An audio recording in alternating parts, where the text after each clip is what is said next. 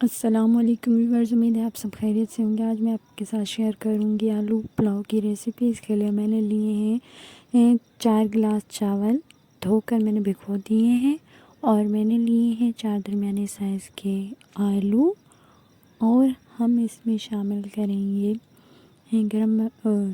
4 درمیانے سائز کے ہم اس میں شامل کریں گے ٹماٹر، اور ہم اس میں شامل کریں گے گرم مسالوں میں 1 چمچ میں نے اس میں شامل کیا ہے ثابت زیرہ، 2 بڑی الائچی لی ہے میں نے، اور میں نے لی ہے حسب ضرورت کالی مرچیں، اور میں نے اس میں لیے ہیں دار چینی، 4 درمیانے سائز کے میں نے لیے ہیں اس میں شامل کریں گے، اور میں نے لیا ہے 1 کپ تیل، اور میں نے لیے ہیں مسالہ جات میں حسب ضرورت نمک، میں نے لیے 2 چمچ سرخ مرچیں، آدھے چمچ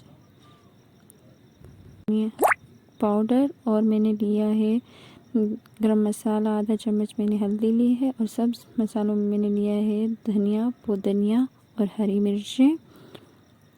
چلیے اسٹارٹ کرتے ہیں۔ بسم اللہ الرحمن الرحیم۔ 1 کپ تیل ہم دیگچی میں ڈالیں گے، آنچ دھیمی کر لیں گے، اور اس میں ہم شامل کریں گے 2 درمیانے سائز کے پیاز جو ہم نے باریک کاٹ لیے تھے، اور ان کو ہم سرخ ہونے تک پکائیں گے، اور اس میں ہم تمام ثابت گرم مسالے اس میں شامل کر لیں گے، اور پیاز کو ہم براؤن ہونے تک پکائیں گے۔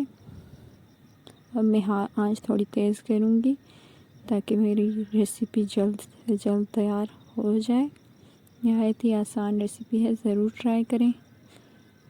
اب میری پیاز ہلکی براؤن ہو گئی ہے۔ اب میں اس میں شامل کروں گی آلو 4 درمیانے سائز کے۔ اب میں تھوڑا سا آلووں کو بھونوں گی، اور اس میں شامل کروں گی یہ نمک، مرچ، ہلدی، گرم مسالہ، دھنیا پاؤڈر وغیرہ، اور اس کو بھونوں گی اچھی طرح۔ اب میں اس میں شامل کروں گی ٹماٹر 4 درمیانے سائز کے، اور ان کو اچھی طرح بھونوں گی۔ ٹماٹر گلنے کے بعد میں اس میں تمام ہرا مسالہ شامل کر لوں گی، اور میں اس میں حسب ضرورت پانی شامل کر لوں گی۔ اب ہم اس میں چاول ڈالیں گے۔